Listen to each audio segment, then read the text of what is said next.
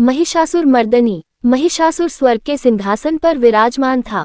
स्वर्ग पे राज करता हुआ एक असुर। ये घटना खुद में एक विरोधाभास थी। इसी सिंहासन पर कभी वो कपटी इंद्र बैठकर फूला नहीं समाता था, आज दर दर की ठोकरें खा रहा है, कहकर महिषा सिंहासन पे और पसर के बैठ गया। जो महल कभी देवताओं की नगरी अमरावती की शान था, आज वो असुरों के आगे लज्जित खड़ा था। फूलों की सुगंध की जगह मांस और मदिरे की बदबू ने ले ली थी। पृथ्वी पे विजय प्राप्त करने के बाद स्वर्ग को अपने अधीन किए हुए अब काफी समय हो गया था, फिर भी वातावरण में हर जगह कोलाहल था, हर दिशा से विचित्र शोर आ रहा था। देवताओं के शासन में जो मान्यता शांति की थी, असुरों ने वो मान्यता अराजकता को दी थी। महाराज, सुना है कि इंद्र ब्रह्मा से मिलने गया था और उसके बाद उसने कैलाश जाके महादेव से भी मुलाकात की थी। दुर्मुख नामक एक असुर ने मांस का एक टुकड़ा चबाते हुए कहा, मैंने तो सुना है कि वो सब विष्णु से मिलने बैकुंठ भी पहुंचे थे। ताम्रा नामक एक अन्य असुर ने मदिरे की चुस्की लेते हुए कहा, देवताओं को समझ जाना चाहिए कि अब कुछ नहीं किया जा सकता। स्वयं ब्रह्मा ने मुझे वरदान दिया है, अब मेरी सत्ता को चुनौती देने वाला कोई नहीं। पर इंद्र अगर दर दर भटक कर अपनी बची कुची प्रतिष्ठा को मिट्टी में मिलाना चाहता है तो ये उसकी अपनी इच्छा है। वैसे भी उसकी मृत्यु निश्चित है। जिस दिन असुरों के हाथ लगा, मौत के घाट उतार दिया जाएगा। महिषा ने अपनी मुट्ठी भींचते हुए कहा, मुझे अब संसार का कोई भी पुरुष नहीं हरा सकता और त्रिदेव मुझ पर आक्रमण नहीं करेंगे, इसका वचन भी मैंने ब्रह्मा से ले लिया है। कहकर महिषासुर सिंहासन से उठ खड़ा हुआ और अपने शयन कक्ष की ओर चल पड़ा। सूर्य और चंद्र दोनों उसके अधीन थे, तो दिन और रात के होने का कोई मतलब था ही नहीं। आठों पहर अंधेरा ही छाया रहता था और असुरों का जब मन करता सोते और जागते थे। असुर राज अमर रहे। दुर्मुख ने एक जोर की हुंकार भरी हो भी क्यों ना, ब्रह्मा ने अपने महाराज को अमृतत्व का वरदान देने से मना किया तो अपने महाराज ने ऐसी शर्त रखी कि समझो ब्रह्मा भी भ्रमित हो गए और वरदान दे ही दिया। ताम्रा ने ठहाका लगाते हुए कहा, और नहीं तो क्या? वरदान के अनुसार कोई भी पुरुष, चाहे वो देवता हो या मनुष्य, महाराज को पराजित नहीं कर सकता। और अब अपने महाराज किसी स्त्री से तो पराजित होने से रहे, तो समझो कि अमृतत्व ही प्राप्त हो गया। थोड़ी देर बाद दोनों असुर नशे में चूर होकर वहीं लुढ़क गए। दोपहर बीत चुके थे। महिषा गहरी नींद में था कि तभी एक भारी गर्जन ने पूरे अमरावती को हिला दिया। वो थोड़ा संभला ही था कि फिर एक जोरदार गर्जना हुई। गर्जना इतनी तीव्र थी कि पूरा महल कांपता हुआ प्रतीत हो रहा था। वो तुरंत खुद को झकझोरते हुए सभा कक्ष में पहुंचा। वहां पहले से ही असुरों की भीड़ लगनी शुरू हो चुकी थी। दुर्मुख और ताम्रा दोनों खड़े थे और असुरों की सेना का सेनापति सिक्षुर भी उपस्थित था। महिषासुर के आगमन पर सबने घुटने टेक के उसका अभिवादन किया। किसने हिम्मत की, तीनों लोकों के स्वामी, मुझ महिषासुर की निद्रा में बाधा डालने की? महिषासुर गरजते हुए सिक्षुर की तरफ देखकर बोला, पड़ताल के लिए सैनिकों को रवाना कर दिया है महाराज, वो किसी भी क्षण समाचार लेकर आते ही होंगे। महिषासुर अपने सिंहासन पे जाकर विराजमान हो गया। अब गर्जना के साथ साथ घंटियों की आवाजें भी आ रही थी। जब भी गर्जना होती, महिषासुर को अपना धातु से बना सिंहासन कांपता हुए प्रतीत होता। उसने दोनों हाथों से सिंहासन के दोनों छोरों को दबाया हुआ था, जैसे कि उसके कंपन को रोकना चाह रहा हो। असुरों में भी कानाफूसी शुरू हो गई थी। आखिर किसमें इतना साहस है जो असुरों के आवाज के निकट आकर घंटियां बजा रहा है? क्या उसे ज्ञात नहीं कि असुरों को ये धार्मिक क्रियाकलाप बिल्कुल भी पसंद नहीं? सैनिकों का एक दल सभा में आके महिषासुर के सामने नतमस्तक होता है। महाराज की जय हो। ये वही सैनिक थे जिन्हें सिक्षुर ने ध्वनियों के पड़ताल के लिए भेजा था। किसकी सेना है वो? क्या देवताओं ने अपनी बची कुची आबादी को बटोरकर फिर से मेरे सामने आने का दुस्साहस किया है, या त्रिदेव अपना वचन भूलकर अपने लाडले देवताओं की रक्षा के लिए छल करने के लिए उपस्थित हुए हैं? महिषासुर का विशाल शरीर और भी विकराल हो गया था। उसके जबड़े भींच गए थे और भुजाओं की नसें फड़कने लगी थी। उसके अव्यवस्थित केश और अंगारों के समान चमकती आंखें उसके केवल असुर नहीं बल्कि राक्षस होने का आभास करा रही थी। उसके इस हाहाकारी रूप से पूरा असुर दल सहम गया था। हर तरफ घोर शांति थी, जो कि विरले ही देखने को मिलती थी। एक सैनिक ने हिम्मत बटोर कर आगे आकर, महाराज ये कोई सेना नहीं है। तभी एक और गर्जना हुई। ये और भी तीव्र थी। सभी असुर अपने कान बंद करने पे मजबूर हो गए। कुछ तो हाथों से अपने कानों को ढक के घुटनों के बल बैठ गए। उनके लिए ये ध्वनि असहनीय थी। तो फिर कौन है? महिषासुर ने ध्वनि की दिशा में उंगली दिखाते हुए उस सैनिक से पूछा जो भय के कारण बीच में ही रुक गया था। महाराज, एक युवती और एक विशाल सिंह नगर की सीमा पर बिना किसी भय के विचरण कर रहे हैं। ये गर्जना उसी शेर की है। सैनिक ने लड़खड़ाते हुए अपनी बात पूरी की। क्या एक स्त्री? असुर दल में फिर कानाफूसी शुरू हो गई थी। मन और भय में एक अबूझ कड़ी है। मन जैसे ही एक भय से मुक्त होता है, वो खुद को दूसरे भय से जोड़ लेता है। अब जब कोई महिषासुर की सत्ता को चुनौती दे रहा था तो असुरों के मन में उस अज्ञात शक्ति के लिए डर बढ़ता जा रहा था। मैंने तो सुना है कि महाराज ने ब्रह्मा से वरदान लिया था कि उनकी मृत्यु का कारण केवल कोई स्त्री ही हो सकती है। कहीं ये वही तो? मौन हो जाओ तुम सब। महल में महिषा की आवाज गरजी। वो अपनी उपस्थिति में किसी और का भय देखने का आदी नहीं था। फिर वो सैनिकों की ओर दृष्टि फेरता हुआ बोला, कौन है ये कन्या जो देखा वो सब बताओ महाराज। वो कोई सामान्य स्त्री तो प्रतीत नहीं होती, कोई असुर भी नहीं हो सकती, उसका सौंदर्य अप्रतिम है। हमने उसके जैसी रूपवती अपने जीवनकाल में पहले कभी नहीं देखी, एक असुर सैनिक ने कहा तो बाकी सारे सहमति में सर हिलाने लगे। महिषासुर पहले तो मौन रहा, फिर उसके चेहरे पर एक कुटिल मुस्कान आ गई। एक परम सुंदरी स्त्री जिसमें मेरी सत्ता को ललकारने का साहस है, लगता है इंद्र अपनी कुछ अप्सराओं को यही भूल गया है। फिर वो और तामारा की ओर देखकर बोला, जाओ उस युवती को आदरपूर्वक मेरे पास ले आओ, ध्यान रहे कि उसे कोई भी क्षति न पहुंचे, मैं उससे विवाह करना चाहता हूँ। महिषासुर ने अट्टहास करते हुए कहा। दुर्मुख और ताम्रा तत्काल रूप से अपना कवच और ढाल लेकर नगर की सीमा की ओर चल पड़े। वहां जाके देखते हैं कि एक गौर वर्ण नवयुवती लाल वस्त्रों में एक विशाल सिंह पे अपनी पीठ टीका कर बैठी है, जैसी कि किसी की प्रतीक्षा कर रही हो। उसके सुंदर चेहरे पे सौम्य भाव थे, आंखों में विस्मित कर देने वाली गहनता है। लड़की यहाँ क्या कर रही है? चल, तुझे हमारे महाराज ने बुलाया है। ताम्रा की आवाज गूंजी। कौन महाराज? उस युवती ने आंखें तरेर कर आश्चर्य से पूछा। नाटक मत कर, तू हमारे महाराज को नहीं जानती, वो तीनों लोकों के स्वामी है। दुर्मुख ने दम भरते हुए कहा। क्या मेरे स्वामी शिव यहाँ है? कन्या ने अपनी बड़ी बड़ी आंखों में विस्मय भर के कहा। अरे वो वैरागी शिव नहीं, हमारे महाराज महिषासुर। तुझे पता नहीं, उन्होंने तीनों लोकों पे विजय प्राप्त कर ली है। महिषा? क्या ये तो किसी निम्न स्तर के असुर का नाम जान पड़ता है। कन्या ने अपनी दृष्टि दूसरी ओर फेरते हुए कहा, जैसे कि उसे इस विषय पे बात करने में कोई रुचि न हो। हमारे स्वामी ने तुझे लाने के लिए बोला है, वो तुझसे विवाह करना चाहते हैं। अपने सौभाग्य पे इतरा और चल, जितने अभद्र तुम दोनों हो, लगता है तुम्हारा स्वामी भी कोई तुच्छ कुलाचारी होगा। उससे जाके कह दो कि उसकी मृत्यु नगर के बाहर उसकी प्रतीक्षा कर रही है। कन्या ने आदेशपूर्वक कहा। अब ताम्रा के क्रोध की सीमा ना थी। उसके सामने एक नारी ने असुर राज महिषा की हत्या की बात की थी। दूरमुख ने उसे लाख समझाया कि महिषा की आज्ञा है कि इस युवती को क्षति ना पहुंचे, फिर भी ताम्रा अपना फरसा उठाए उस युवती की तरफ बढ़ा। महाराज, मुझे दंड बाद में देंगे, पहले मैं तुझे तेरा स्थान तो दिखा दूं। युवती की आंखों में लेश मात्र भी भय नहीं था। वो शांतिप्रद तरीके से उठी और तन के खड़ी हो गई। स्वामिनी के उठते ही सिंह भी उठ गया। फिर उस युवती के इशारे पे वो गुर्राता हुआ थोड़ी दूर जाके बैठ गया। अब ताम्रा और कन्या आमने सामने थे। क्रूर हंसी के साथ ताम्रा ने अपना फरसा चला दिया। वो आश्वस्त था कि युवती के दो टुकड़े हो चुके होंगे, पर सामने का दृश्य देखकर वो हतप्रभ रह गया। वो बालिका सकुशल फरसे से थोड़ी दूर खड़ी थी। अब तो ताम्रा क्रोधित होकर अपना फरसा उस पे पूरी गति से भांजने लगा, पर वो युवती इतनी चपलता से हर वार से ऐसे बच जाती जैसे कि फरसा उसके लिए गतिहीन हो।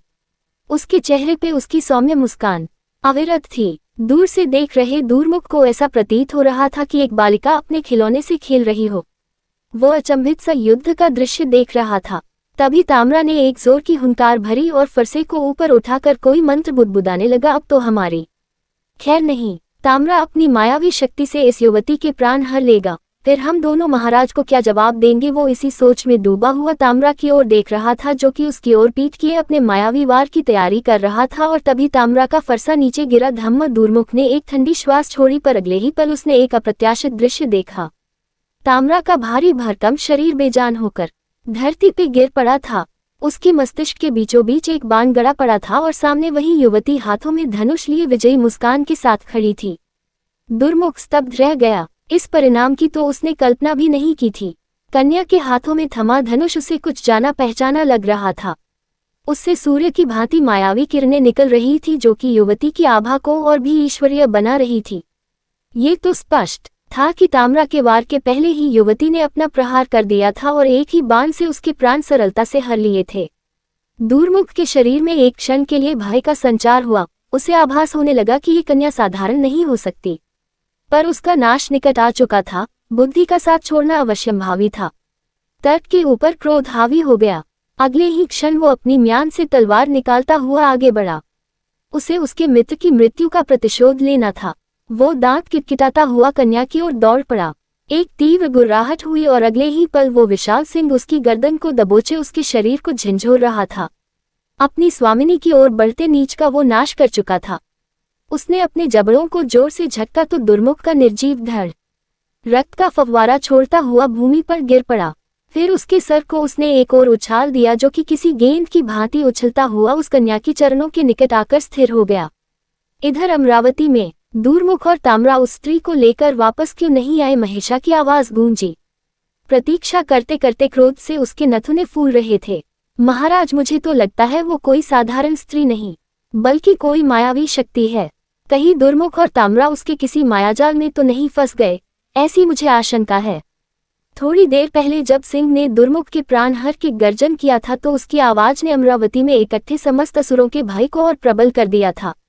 शिक्षुर को तो अंदेशा हो गया था कि क्या हुआ होगा, पर उसे अंदेशे मात्र से कुछ भी कहना उचित नहीं लगा। महाराज, आपकी आज्ञा हो तो मैं खुद निरीक्षण कर आता हूँ और उस कन्या को भी साथ ले आऊंगा। शिक्षुर ने नतमस्तक होते हुए कहा, मेरे सबसे शक्तिशाली असुरों में से दो अपना कार्य सिद्ध नहीं कर पाए। हो सकता है कि स्त्री के भेष में ये कोई और मायावी शक्ति हो। महिषासुर सिंहासन से नीचे उतर आया, फिर शिक्षुर के कंधे पे हाथ रखते हुए कहा, मेरी असुरों की सेना में तुम सबसे बलशाली असुर हो। अगर ये कार्य तुमसे भी सिद्ध नहीं हुआ तो मुझे खुद ही एक स्त्री को बंदी बनाने के लिए जाना होगा। नहीं महाराज, मेरे जीवित रहते आपको किसी स्त्री से युद्ध करने की आवश्यकता नहीं पड़ेगी। धिक्कार है मेरी स्वामी भक्ति पर अगर मैं आपकी आज्ञा का पालन किए बिना वापस आ जाऊं। शिक्षुर अपना दायित्व निभाने को लालायित था।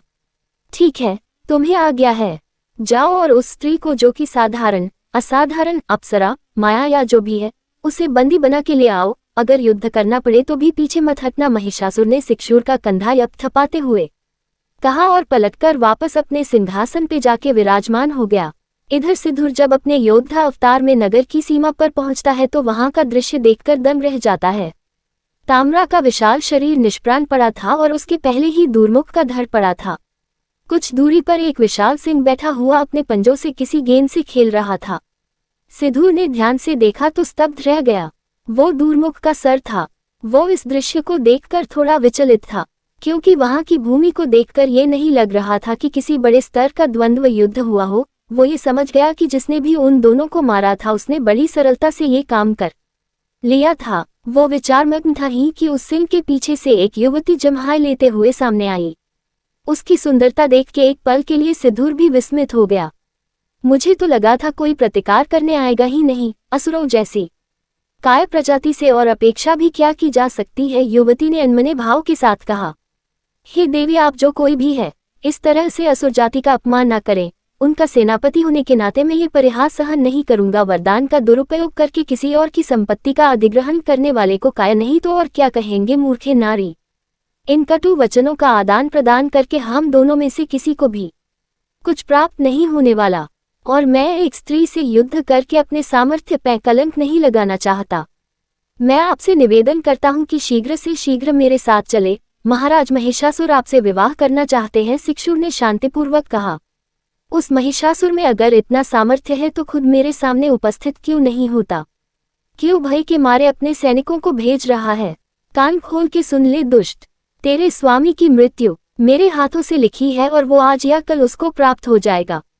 जाओ और उसे मेरे पास भेज। कहकर युवती जम्हाई लेती पलटी और सिंह की तरफ बढ़ने लगी। बिना तर्क वितर्क से समस्या हल किए बिना युद्ध को प्राथमिकता देना मूर्खता है। इसीलिए अब तक मैं तुम्हें आदर से समझा रहा था, पर एक नारी होने के कारण तू अगर कोशिश भी करे तो समझदारी नहीं दिखा सकती, ये मैं भूल गया था। अब तो युद्ध करना ही होगा। कहकर शिक्षुर ने अपने हाथ आगे फैलाकर कुछ मंत्र बुबुदाए। अगले ही क्षण उसके हाथों में एक धनुष था जिससे तीव्र तामसिक ऊर्जा निकल रही थी। आ गया ना अपने स्तर पे। खैर, नीचों का सेनापति भी कोई महानीच ही तो होगा। कहते हुए कन्या ने अपने हाथों से ऐसा कृत्य किया जैसे धनुष की प्रत्यंचा खींच रही हो, और अगले ही पल उसके हाथों में एक स्वर्ण धनुष था। दोनों तरफ से बाणों की बौछार शुरू हो गई। शिक्षुर ये देख के भौचक्का रह गया कि उस युवती के बाण उसके बाणों की नोक से टकराकर उन्हें बीच से विभाजित कर रहे थे। उसने अपने शत्रु की सटीकता का लोहा मान लिया था। शिक्षुर ने मायावी अस्त्रों का भी प्रयोग किया, पर वो कन्या तो जैसे इन सब की काट लिए बैठी थी। उसने अनगिनत दिव्य अस्त्रों का आवाह किया जिससे शिक्षुर और भी घबरा गया। दोनों ओर से हो रहे मायावी वार प्रतिकार के कारण जो ऊर्जा उत्पन्न हुई थी उससे आकाश में बिजलियां कड़कने लगी, बादलों का जमावड़ा लग गया, इधर उधर धूल के गुबार उठने लगे। ये प्रकृति का संकेत था कि ऊर्जा का संतुलन डगमगा रहा था। मैदान में अब धूल की आंधी अपने उफान पे थी। शिक्षुर को कुछ भी दिखाई नहीं दे रहा था, वो बस अपने धनुष से हर दिशा में बाण बरसाए जा रहा था। इधर अमरावती में भी यही हाल था। मौसम अचानक से विकट रूप में आ गया था। आंधी, तूफान इस बात का साक्ष्य प्रस्तुत कर रहे थे कि सिक्षुर पूरी प्रबलता के साथ किसी शक्तिशाली शत्रु से भिड़ा हुआ है। सिक्षुर को जब लगा कि धनुष विद्या से वो इस स्त्री को पराजित नहीं कर पाएगा तो उसने चुपके से अपनी मायावी तलवार का आह्वान किया और स्त्री पे निकट से प्रहार करने के लिए आगे बढ़ा। वो धूल भरे तूफान को चीरता हुआ सावधानी से आगे बढ़ने लगा। बस एक बार दिख जाए तो एक ही वार से उसके प्राण हर लूंगा, सोचता हुआ वो कदमों को धीरे धीरे आगे बढ़ा रहा था कि तभी उसके मुंह से रक्त भरी एक चीख निकल गई। उसने नीचे देखा तो एक तलवार उसके हृदय को भेद चुकी थी और उस तलवार से लगा हाथ अब उसे धीरे धीरे प्रत्यक्ष हो रहा था। तूफान थम चुका था और धूल के कण भी वापस सतह पर बैठने लगे थे। सिक्षुर के सामने वो युवती शांत मुद्रा में खड़ी थी। ये आखिरी दृश्य था जो सिक्षुर ने अपने प्राण त्यागने से पहले देखा। फिर उसका शरीर प्राण त्याग कर तलवार से फिसलता हुआ गिर पड़ा। अमरावती में भी अब सब कुछ सामान्य हो गया था। असुर दल समझ गया कि युद्ध अब समाप्त हुआ। एक पहर तक प्रतीक्षा करने के बाद भी जब सिक्षुर नहीं लौटा तो सबको ये समझते देर नहीं लगी कि वो पराजित हो चुका है। महिषासुर अपने सिंहासन से उठा। उसके शरीर से तामसिक शक्तियों का वेग निकलता हुआ प्रतीत हो रहा था। वो अब क्रोध की सीमाओं को पार करके शांत हो चुका था। असुर दल इस अप्रत्याशित परिवर्तन से दंग रह गया था। उन्हें आभास हो रहा था कि ये तूफान आने के पहले छाने वाली शांति है। यकायक महिषासुर अट्टहास करने लगा। वो अपनी दोनों भुजाओं को कमर पे रखे हंसा जा रहा था। उसके पूरे शरीर की नसें फूल गई थीं और लग रहा था कि अब फट पड़ेंगी। असुरों का दल सहम गया था। उन्हें अपने आसपास अजीब सा दबाव महसूस हो रहा था। ये महिषा की शरीर से निकलती तीव्र तामसिक शक्ति का असर था। अंतिम चरण में खुद महिषासुर ने कन्या के समक्ष होकर के युद्ध किया और पराजित हुआ। परम शक्ति परमेश्वरी माँ दुर्गा से बोलो भगवती स्वरूपा माता दुर्गा की जय। महिषासुर मर्दनी माता दुर्गा की जय।